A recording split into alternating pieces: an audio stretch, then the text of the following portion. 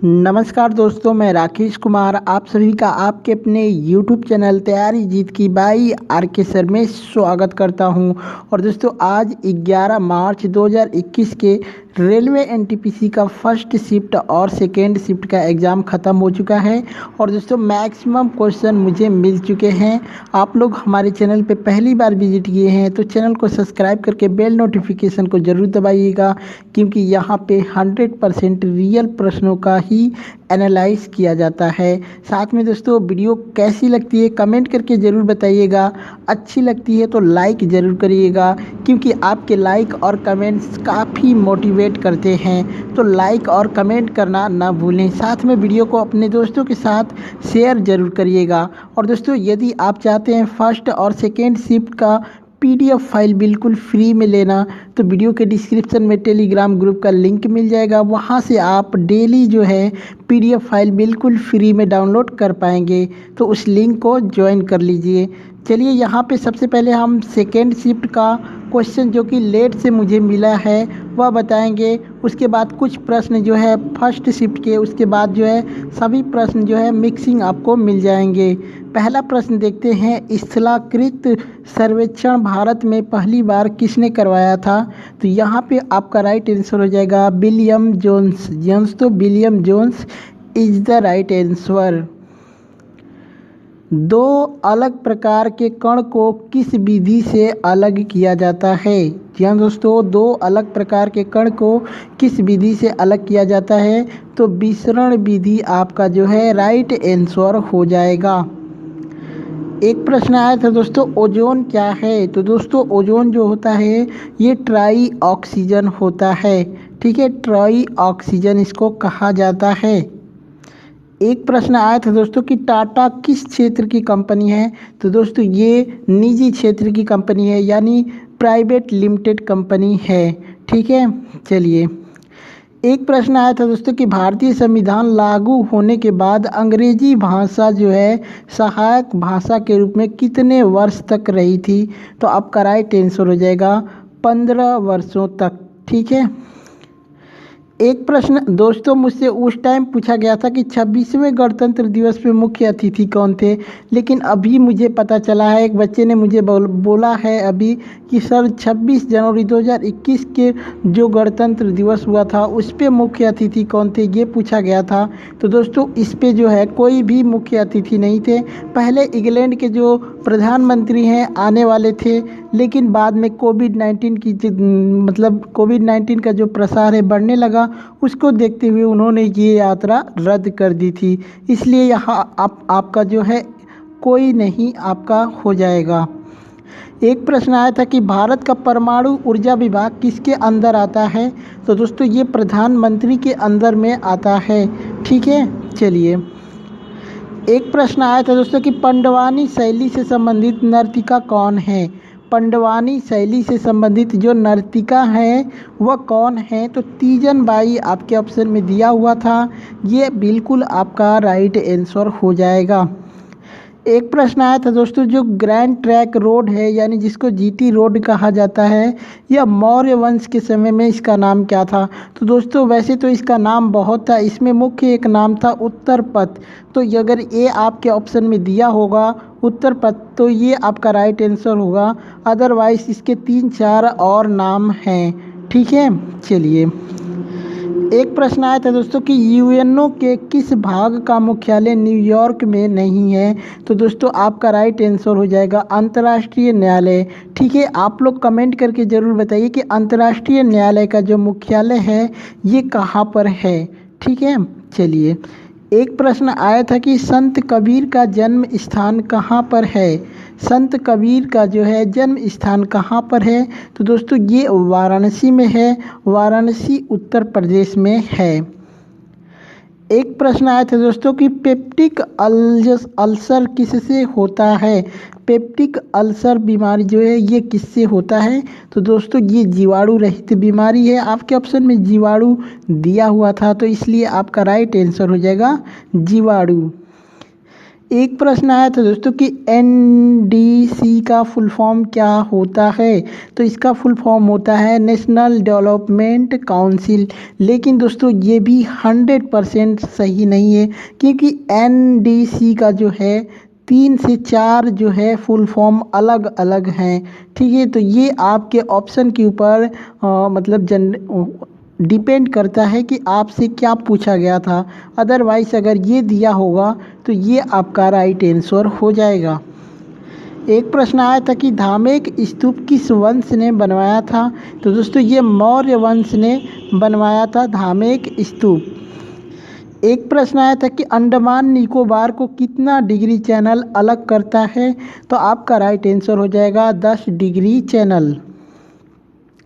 एक प्रश्न आया था दोस्तों कि मिशन इंद्रधनुष किस राज्य से शुरू किया गया था। जी हाँ दोस्तों, मिशन इंद्रधनुष किस राज्य से शुरू किया गया था। तो ये उत्तर प्रदेश से शुरू किया गया था। ठीक है।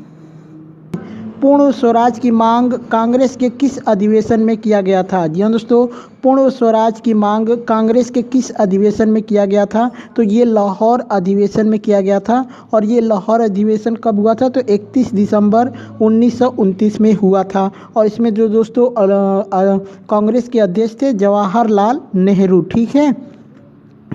एक प्रश्न आया था दोस्तों कि HTTPS में एच का फुल फॉर्म पूछा था। तो दोस्तों HTTPS का फुल फॉर्म होता है hyper text transfer protocol secure. तो दोस्तों जो आपका एच का पूछा था तो एच का जो फुल फॉर्म होगा सिक्योर हो जाएगा। ठीक है।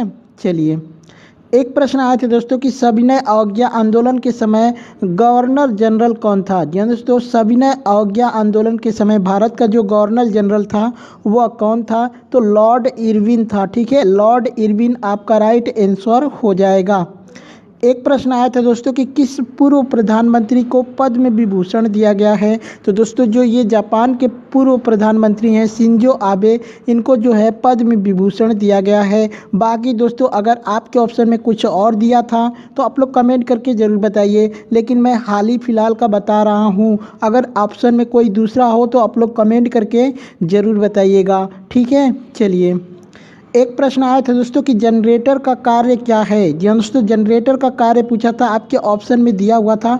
वहाँ पे दिया था कि यांत्रिक ऊर्जा को विद्युत ऊर्जा में बदलना। जी हाँ दोस्तों, तो ये यांत्रिक ऊर्जा को विद्युत ऊर्जा में बदलना जनरेटर का काम होता है। तो आपका ये वाला ऑप्शन राइट आंसर हो जाएगा। एक प्रश्न पूछा गया था दोस्तों कि द्वितीय गोलमेज सम्मेलन में महात्मा गांधी के साथ कौन सी महिला गई थी। तो दोस्तों उसमें जो है एनी बेसेंट भी गई थी, जो कि महिलाओं की अध्यक्ष थी।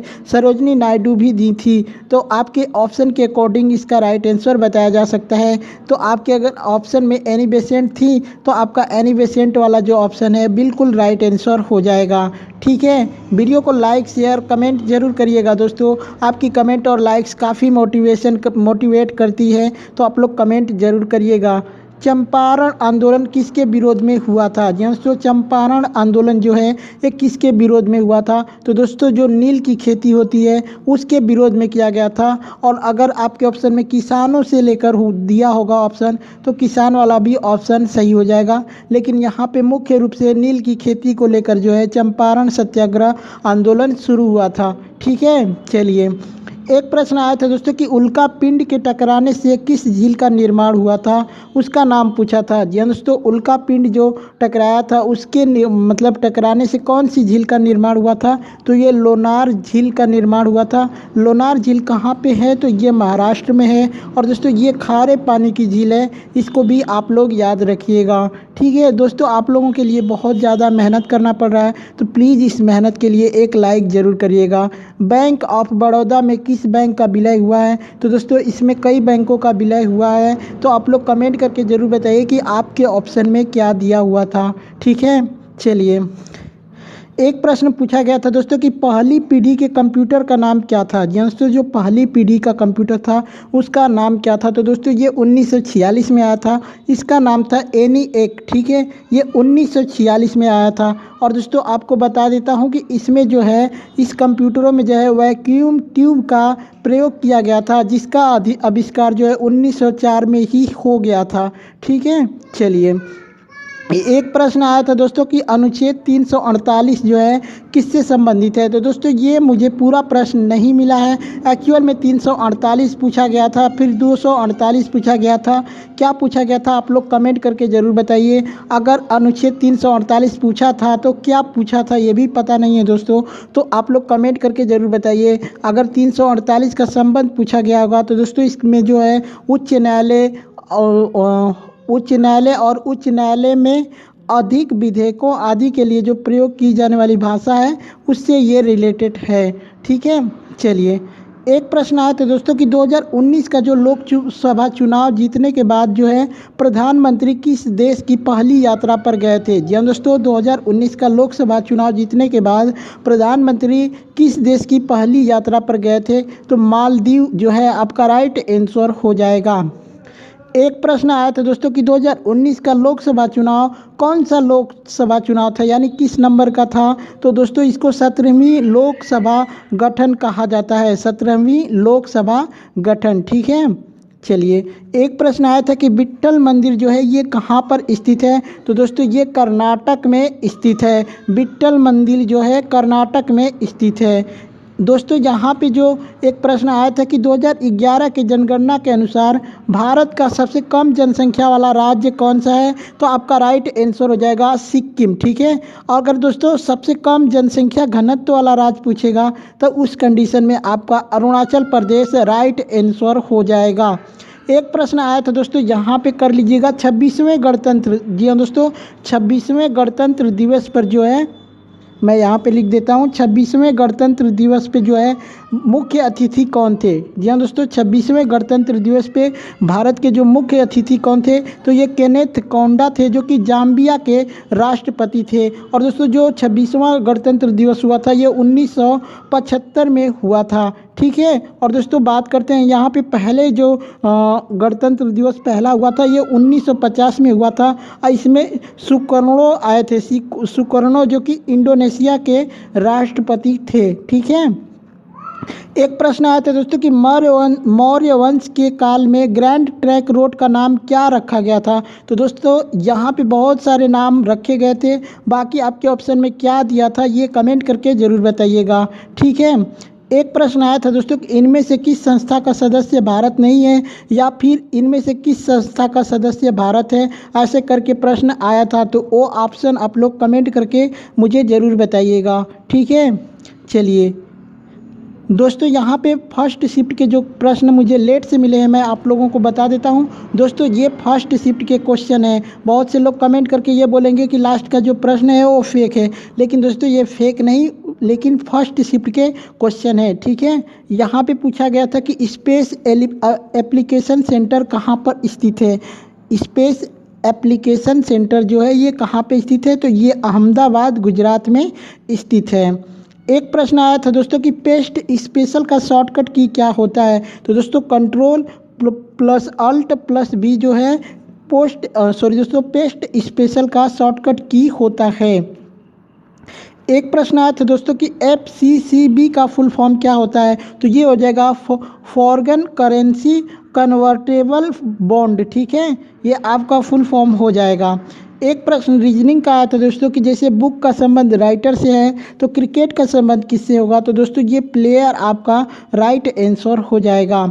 एक प्रश्न आया था दोस्तों, इसमें से आपको विषम चुनना था, बाउंड्री दिया था, पिच दिया था, अंपायर और ग्राउंड। तो दोस्तों इसमें जो है अंपायर अलग हो जाएगा, क्योंकि अंपायर जो है सजीव है, बाकी जो चीज़ें हैं ये मिट्टी से रिलेटेड हैं। तो अंपायर आपका राइट आंसर हो जाएगा। एक प्रश्न आया था दोस्तों कि हाइड्रोजन का कंसंट्रेशन सबसे ज़्यादा किस में होता है। तो PH4 आपके ऑप्शन में दिया हुआ था, इसमें जो है हाइड्रोजन का कंसंट्रेशन जो है सबसे ज़्यादा होता है। एक प्रश्न आया था कि इथेनॉल जो है की प्रक्रिया बनाई जाती है। जी हाँ दोस्तों, इथेनॉल किस प्रक्रिया से बनाई जाती है। तो ये संश्लेषण विधि और किण्विकरण विधि के द्वारा बनाया जाता है। एक प्रश्न आया था दोस्तों जहाँ पे कि किसी विशेष जगह पर कुछ कंप्यूटरों को एक साथ कनेक्ट किया जाता है तो उसको क्या कहा जाता है। तो P2P कहा जाता है। ठीक है, एक प्रश्न आया था दोस्तों कि 1 GB बराबर कितने MB होते हैं। तो दोस्तों जो 1 GB है 1024 MB के बराबर होता है।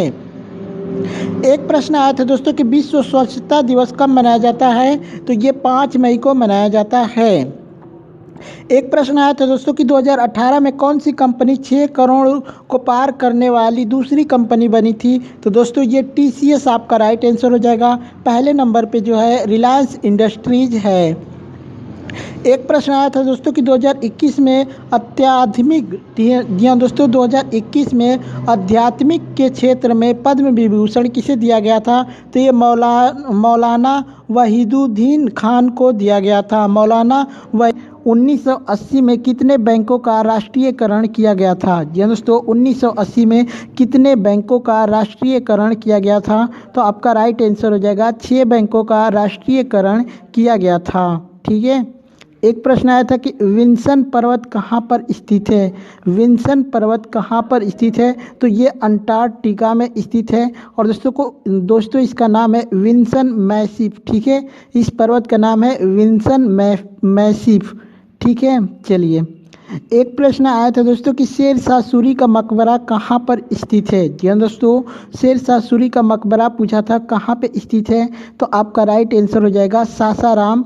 अगर राज्य का नाम पूछा होगा तो बिहार आपका राइट आंसर हो जाएगा। एक प्रश्न पूछा गया था दोस्तों NH से रिलेटेड कि NH1 जो है कहाँ से कहाँ तक है। अगर ये पूछा गया होगा दोस्तों तो ये दिल्ली से अटारी तक है। ठीक है, दिल्ली से अटारी, दिल्ली जो भारत का केंद्र शासित प्रदेश है, यहाँ से अटारी जो कि भारत और पाकिस्तान का जो सीमा है वहाँ तक है NH1। और दोस्तों इसकी लंबाई जो है 456 किलोमीटर है।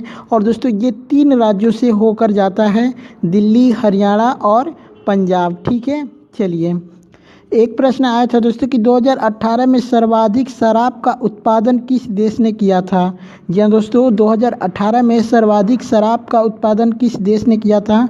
तो आपका राइट आंसर हो जाएगा इटली। दोस्तों आप लोग कमेंट करके ज़रूर बताइए कि ये प्रश्न आया था या फिर नहीं आया था, क्योंकि बहुत से लोग जो होते हैं दोस्तों वो जानबूझकर जो है क्वेश्चन गलत बताते हैं। ठीक है, तो आप लोग कमेंट करके ज़रूर बताइएगा कि ये प्रश्न आया था या फिर नहीं।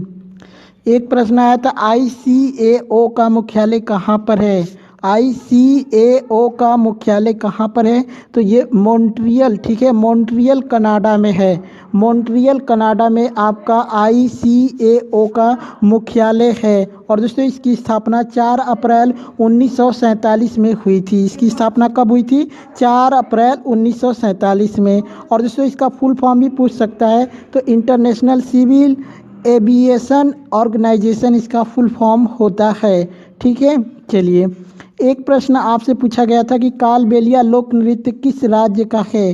कालबेलिया लोक नृत्य जो है ये किस राज्य का है। तो दोस्तों ये राजस्थान में कालबेलिया जो है जनजाति पाई जाती है, उन्हीं के द्वारा कालबेलिया लोक नृत्य किया जाता है। ठीक है, चलिए एक प्रश्न आया था दोस्तों कि 2020 के हैप्पीनेस रिपोर्ट में पहली रैंक जो है किस देश की है। ठीक है, 2020 का जो हैप्पीनेस इंडेक्स है उसमें पहली रैंक किस देश का है। तो दोस्तों इसमें फिनलैंड जो है पहले नंबर पे था और लगातार तीसरी बार इसने पहला नंबर हासिल किया था। अगर बात करें भारत की तो भारत का इस लिस्ट में जो है 144वां नंबर है।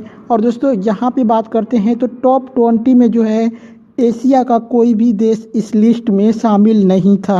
ठीक है, चलिए एक प्रश्न आया था दोस्तों कि संवाद कौमुदी किसके द्वारा प्रकाशित किया गया या फिर किसके द्वारा जारी किया गया ऐसा प्रश्न आया था। तो दोस्तों जो संवाद कौमुदी है ये राजा राम मोहन राय द्वारा जारी किया गया था और ये 11वीं शताब्दी में बंगाली साप्ताहिक समाचार पत्र था। ठीक है, चलिए एक प्रश्न आए थे दोस्तों कि तिलचट्टे कहाँ से सांस लेते हैं। तो दोस्तों जो तिलचट्टे यानी कॉकरोच इनको बोला जाता है, जो कॉकरोच होते हैं दोस्तों उनके शरीर में छोटे छोटे छिद्र होते हैं, वहीं से ये सांस लेते हैं। दोस्तों आप लोगों को पता होगा कि इनका जो सर कटने के बाद भी ये जीवित रहते हैं, और ये सर कटने की वजह से नहीं बल्कि भूख की वजह से इनकी डेथ होती है। और दोस्तों जो शरीर में छोटे छोटे छिद्र होते हैं उनको श्वसन रंध्र कहा जाता है। तो हो सकता है कि आपके ऑप्शन में श्वसन रंध्र दिया होगा तो वो राइट आंसर हो जाएगा।